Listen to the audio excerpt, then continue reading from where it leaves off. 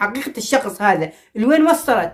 انه يعني انت ابن عشاير وابن بلد وانت سوري، تطلع تحكي على ولد بلده وتتمسخر على ام امير وتتمسخر على ابو امير، ووصلت بيك لدرجة تحكي على شرفنا، تنطعن شرف الناس بس مشان المال.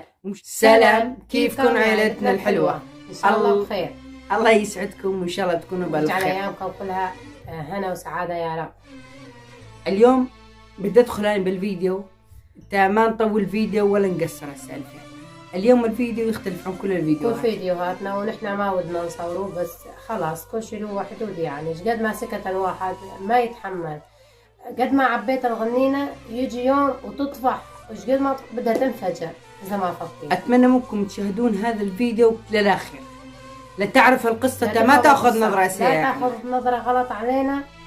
لا راح يجون ناس ما يعرفوننا، وراح يجون ناس ويشوفون ده ما يعرفون شخصيتنا. أتمنى منكم تشاهدون الفيديو للآخر، وما بدي لا لايك ولا مشاركة، بس بدي منك تفهم القصة بس. ما تأخذ نظرة سيئة عني وعن أم أمير وتقول هذول الناس إنسان تافهين أو إنسان غير محترمين، أو هذول الإنسان قشونا، أو هذول الإنسان خدعونا، أو هذول استغلوا مشاعرنا. كثير شغلات بدي أسولف في هذا الفيديو، أكثر من شغلة واحدة، بس أتمنى منكم تتابعون الفيديو للآخر. راح أرد على العالم كلياتها بهذا الفيديو وبالانتقادات اللي عتجينا. مو انتقادات، الحكي اللي يطلع ونحن ساكتين عليه. ليش تأخرنا على وما حكينا قبل؟ أنا عندي ظروفي وكثير منكم أول شيء تجذيب حملي، صح ولا مو صح؟ العالم كثير عتجذب حملي، صح؟ أنا أول شيء قدمت بالمشفى، وراح تتأكدون مو الفيديو الجاي بعد ما نشوف اللي بعده إني حامل 100%.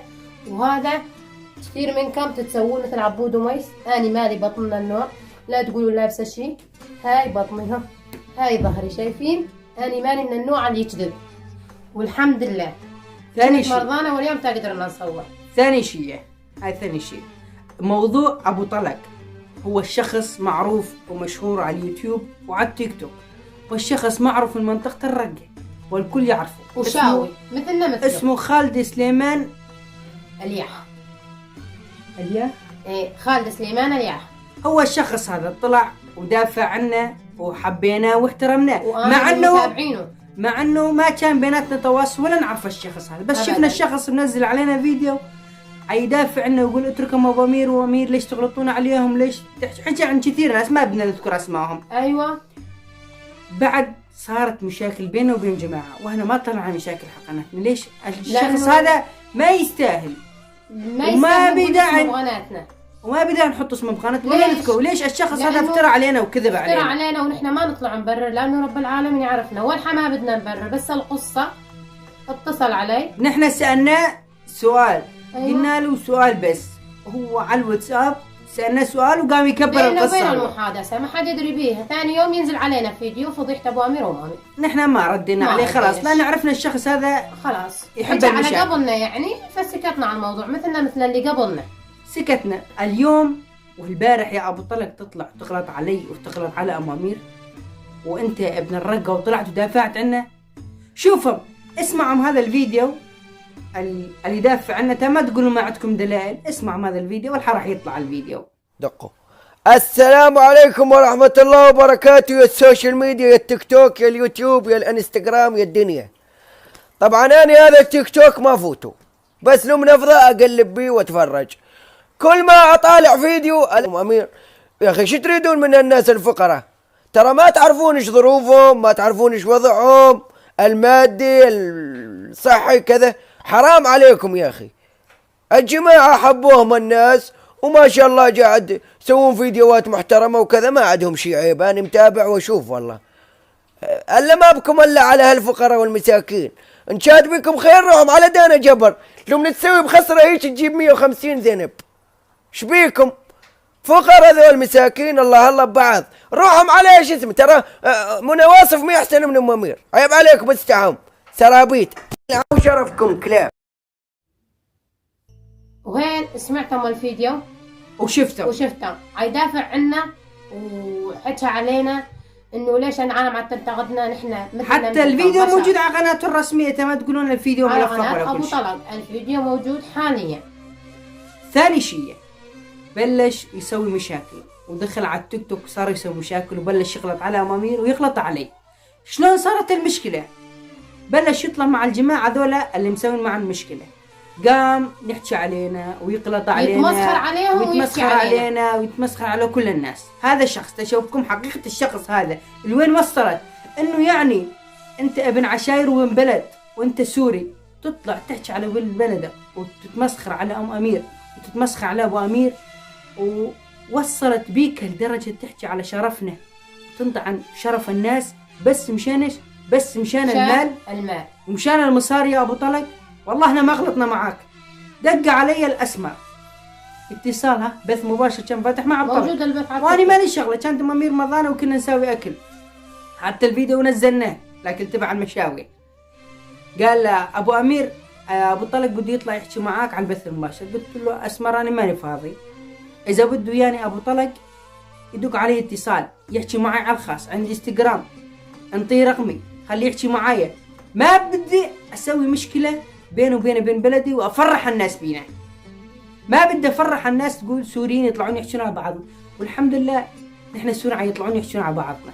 غير هيك ناس معروفه ومشهور انت ولك سمعتك بين الناس تطلع تسب تغلط تشتم تطعن بعرض الناس، السب ام امير تغلط عليها، وشوفهم هذا الفيديو بالفيديو اللي يغلط عليه وتهددنا، وبدك تيجي تشحط من البيت وتشحط شوارب وتغلط علي وما خلت كلمه سيئه ما حكيت علينا. وشوفهم الفيديو هذا بس لانه ما طلعنا معاه على البث. شو ترد له؟ والله دحجي بذلنا شاكه برجوليتي اسطنبول، عرفتي بشيخ شهير العنوان يجيك لحد البيت 6 صفار وحايد، اذا ما رجعش باميرين واذا بيكم شرف كلاما يصلكم ويتعداكم واحد منكم يجيب سيرتي والله لا اجيل عند اهله والبيته واقتل بيه كل من باق وزنه وكل. شفتم الفيديو وشلون كان يغلط علينا وشلون كان يحكي. نحن ما غلطنا معه بس رفضنا انه نطلع معه على البث، بلش يسوي مشاكل معنا. نحن جماعة بحالنا مثلنا مثل اي عائلة على اليوتيوب، مثلنا مثل اي عائلة تسعى لتعيش حياة افضل. هو يطلع ويقول نحن عم نشحذ على بلدنا، نحن طلعنا مشان بلدنا وطلعنا نغير حياتنا وبردنا ان شاء الله راح نسوي لها عملية وقريبا ان شاء الله. وهذا كله بفضلكم انتم المتابعين وتعرفونا كم مرة خذيناها على دكتور خاص ومشافي وما لقيناها علاج نفسي، وكنا نستنى بس تحسن ظروفنا راح نطلع على اسطنبول. هذا اول شيء، هذا من سوالف ابو طلق يطلعوا انتم تشحدون على بنتكم. نحن ما شحدنا عليها، احنا لو نشحن عليها كان من اول فيديو نزلنا قلنا بنتنا مريضه وعنشحد على بنتنا، وانتم تعرفون الشيء هذا. ترى نحن كثير سوينا فيديوهات قبل فيديو بنتنا وتعبنا بيهن وصورنا، ورغم ان كنا مبتدئين وتواصلنا مع كثير عالم ومنهم شويه مثلنا طالعين على اليوتيوب ما حدا ردنا واعطانا، بس مو احنا ما نريد دعم، نريد خبره بس شلون ندخل. يعني انا ما بتمسخر على تصويرنا ان كان معيله او كان شب، حكينا مع كثير ناس وما حد ساعدنا. غير هيك انه هاي الافتراءات اللي تجي علينا وعم تسمعونها على اليوتيوب او التيك توك او اي شيء كله كاذب. نحن نختلف عن كل الناس، نحن ما غلطنا مع حدا وانتم تعرفون هالشيء هذا. موضوع الطلق نحن ما غلطنا عليك ولا سبيتك ولا حكيت عليك، وراح احط لكم رابط حسابنا التيك توك ورابط حسابنا الانستغرام جوا ورابط حساب ام امير التيك توك ورابط حساب التيك توك. يعني وشوفهم اذا غلطانين على حدا، اذا غلطنا عليه بحرف ولا سبيته ولا غلطت عليه لانه ما هو طلع غلط علي بده يدوس بث بده يضربني بده يشعطني. ام امير في عليك بدي اجي اشمط شوارب. شفتم الفيديو؟ يعني راح تشوفون كل الفيديوهات. معي مين انت مين تكون لي؟ اني مرة مغتربة عم نحاول نحسن حياتنا للافضل. نحن عندنا اطفال بدنا نعيشهم، احنا مش هذا معناته يعني اني ما اريد اجيب اسماء كبار، يعني معناته عيشحدونا الكبار بس لانه عندهم مصاري تحبون محتوياتهم. الحمد لله والله الحمد لله. انت بطلق بلشت بمحتوى مزوح ونكت وكل شيء كويس، بس خلينا اقول بعد ما صرت عندك مصاري تغيرت.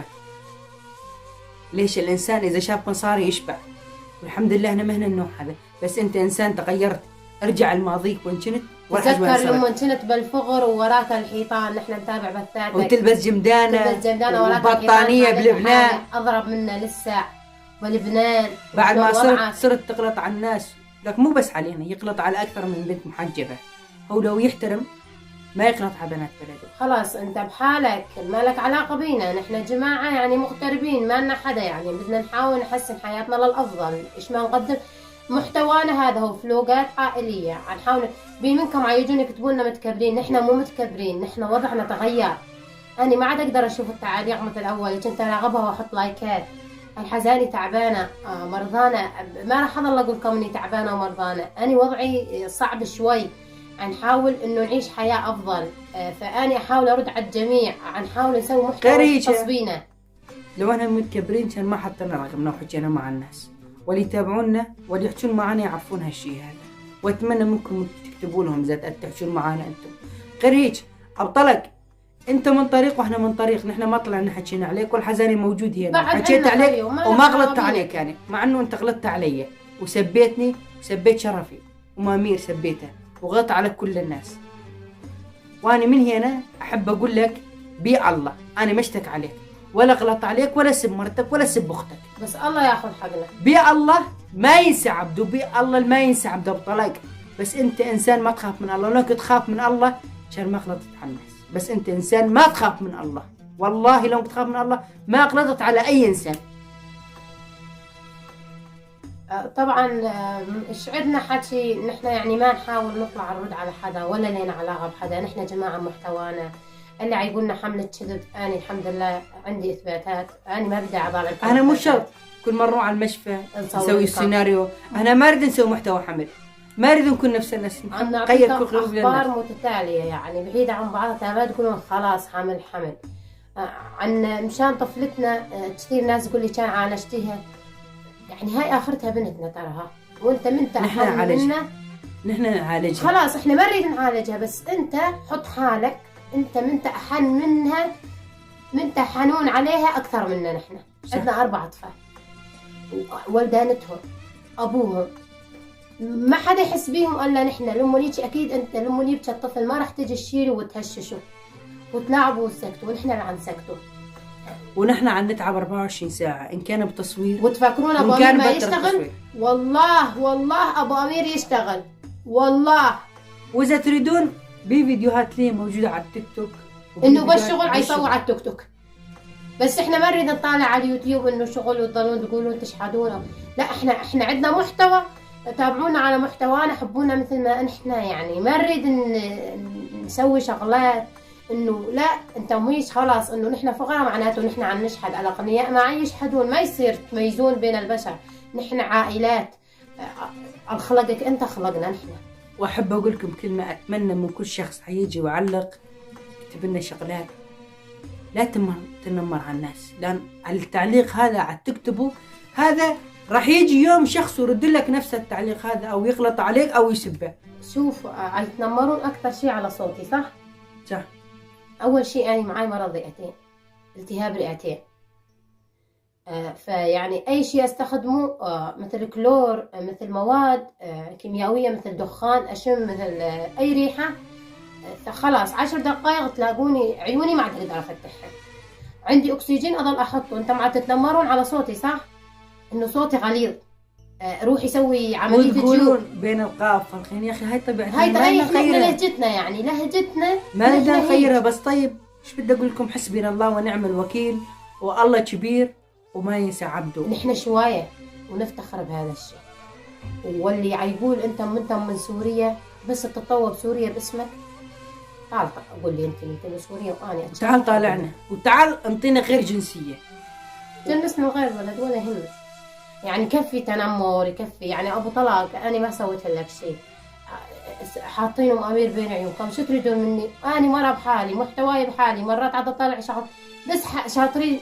يا اخي احنا بدنا نطلع على اليوتيوب والتيك توك، هي حرية انسانية شخصية، انت ما ترضى تطالع مرتك، هاي مي شغلتنا هنا، مي شغلتنا اذا تطلع مرتك او ما تطالعها. ما تطلعها ما يهمنا، نحن ما دخلنا بيه، خلاص عندنا حرية نطلع بيها هنا، ما لك شغل انت، ما يرمي اختك ولا تقرب لها، ما بدها تغلط عليها وتسب، بس انت انسان، انا عندي زلمة مسؤول عني، انت محترم. وانا من هنا اقول لك اياها من قناتي، اقول لك انت انسان، انت محترم كان ما تطلع تغلط على ناس يشوفونك اكثر من الناس وانت انسان معروف. وتعرف انت مين اللي شهرك؟ العالم الوسخة اللي مثلك. تعرف ليش؟ لأن هم يدعمونك إنك لما تحكي فيديو علينا وتصب يحطوا لك لايك ويجون يقولوا لك كفو. علشان كفو أنت معتبرها أختك؟ لا تعتبرها أختك أصلا. اعتبر حالك غريب وعم تحسب حساب اليوم الآخرة ولما عم تكتب له هالكلمة أنت ما فدتوه شي بهالكلمة، بس شنو عم تطلع له الفيديو تبعه بس.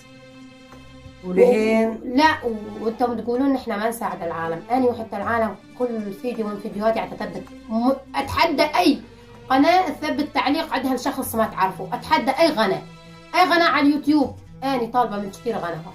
أتحدى أي قناة تثبت تعليق عندها. حدا يثبت؟ أنا يعني أثبت كل يوم شخص ما أعرفه. خلاص أنا مالي علاقة، أقدر ما أثبت، ما حد يقدر يحكمني. بس أنا أقول عسى أن تكرهوا شيئا وهو خير لكم، أفيد غيري. فعنحاول نكون جماعة محتوانا عايشين حياة بسيطة، نعطيكم أفكار على قد نحن ما نقدر. الفخور اسمع مو عيب ولا يدوم، اللي يتعب يلعب، صح ولا مو صح؟ اللي يتعب يلعب، ونحن معاها ألا نصير وبندنا ألا نعالجها.